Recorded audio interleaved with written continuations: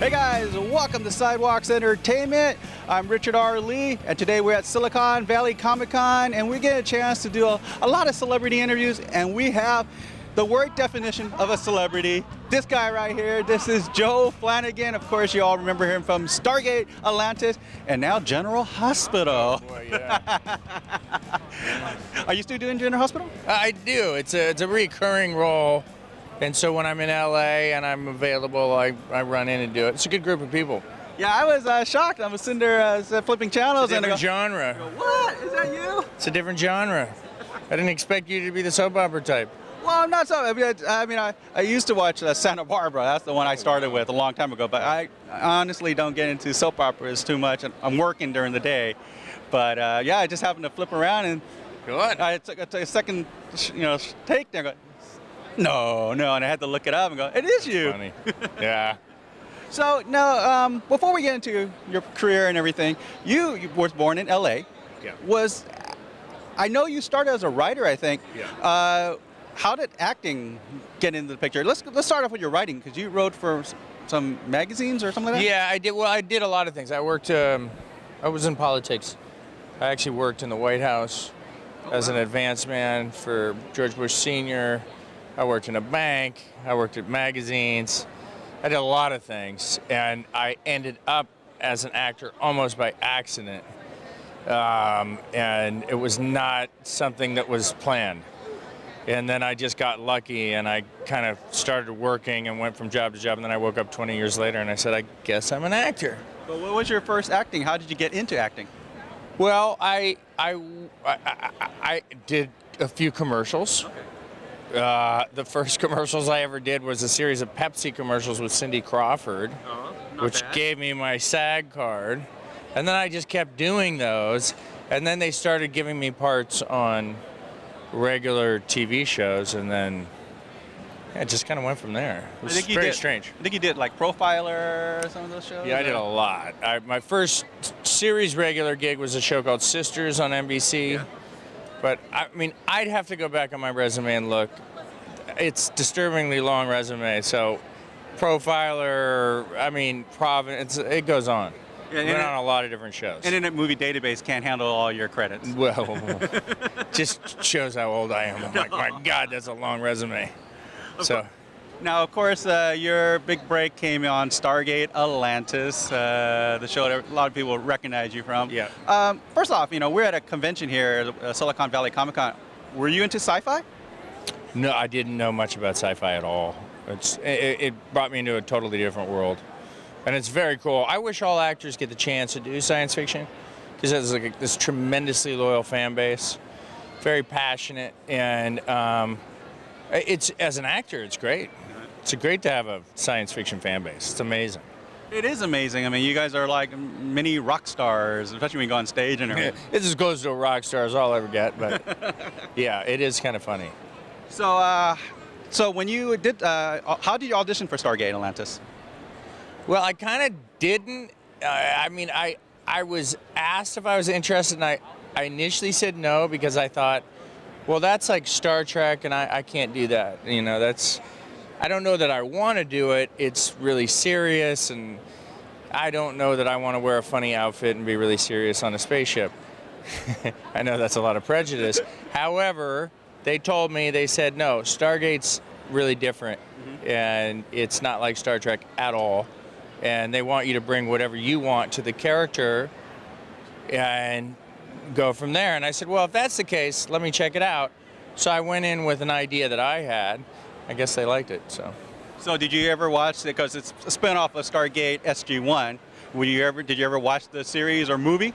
None of it? I saw the movie. Okay. I never saw the Stargate SG-1. I specifically didn't want to, because I didn't want to affect the way I was gonna take this role on. Yeah.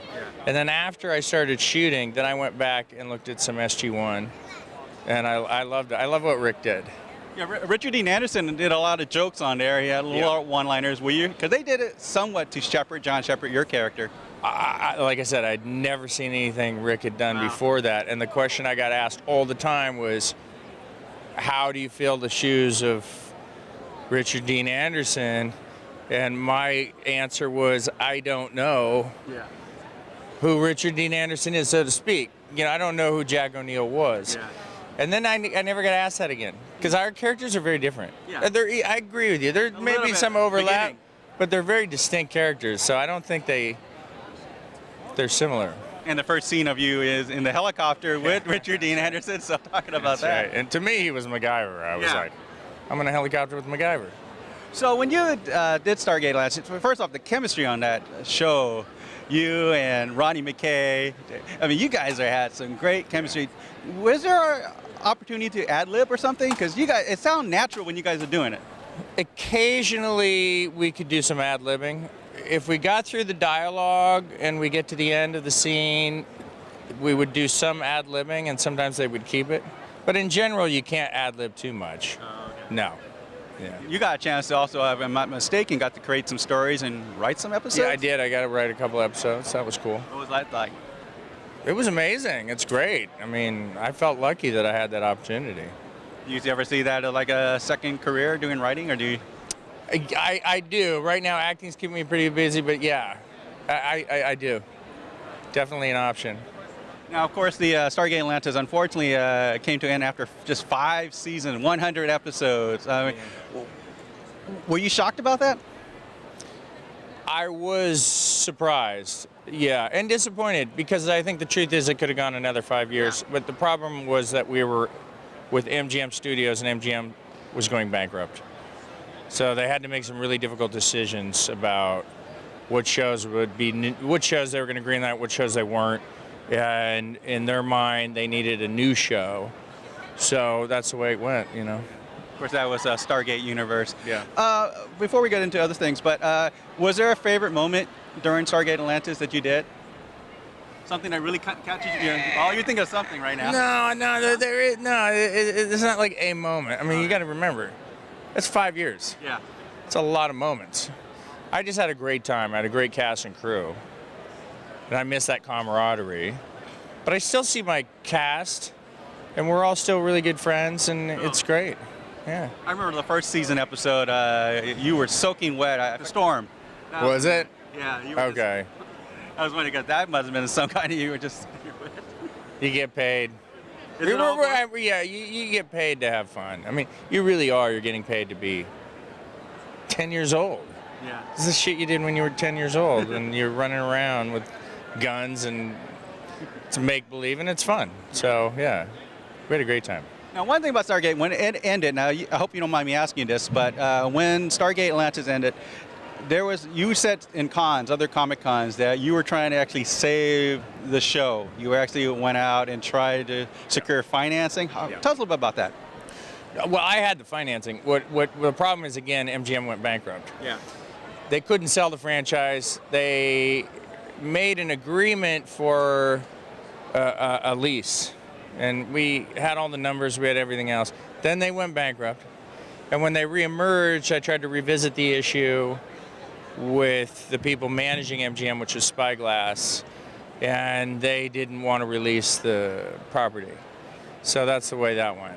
Oh, so you never got to that other part of it? No, they wanted to give the rights back to Roland Emmerich and Dean Devlin for movies, yeah, which is fine, but then they never did that either. So I don't know what they've done. No. They're just...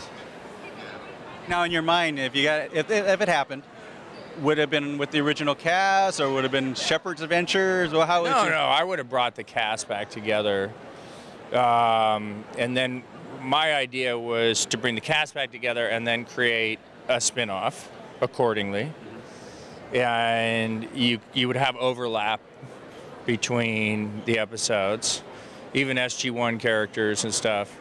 And I think it's not unlike the Star Trek franchise. It could considerably, you could expand the entire, mythology of it with different a different series. Yeah. So that was my idea. Well, you never know. I mean, there's Star Trek Picard. It could be Star Trek Shepard.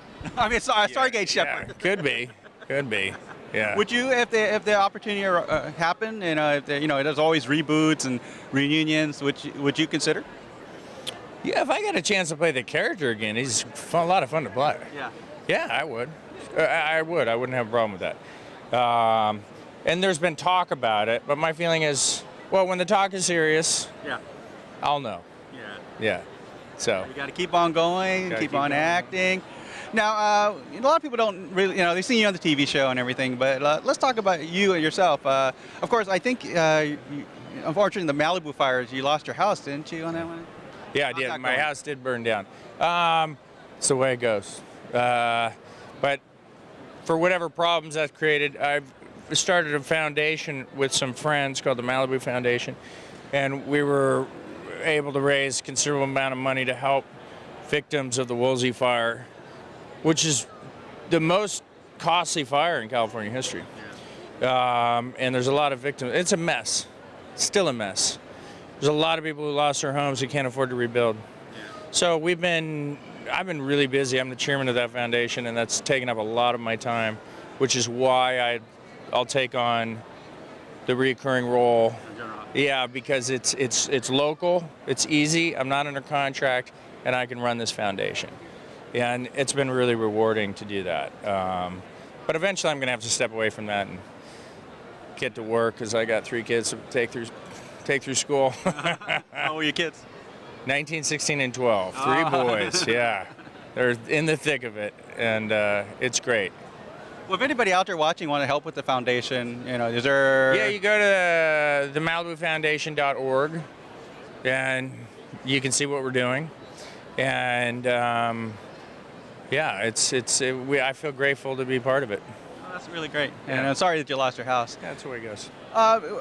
What do you like to do when you're not working and not working on the foundation, not acting? What is something that Joe Flanigan loves to do? Well, I'm very lucky because I have 3 amazing kids, and we all love to surf. Okay. So we live in Malibu, and we go surf. That'll be our primary collective fun activity. And I like mountain biking, and I do a lot of woodwork. Okay.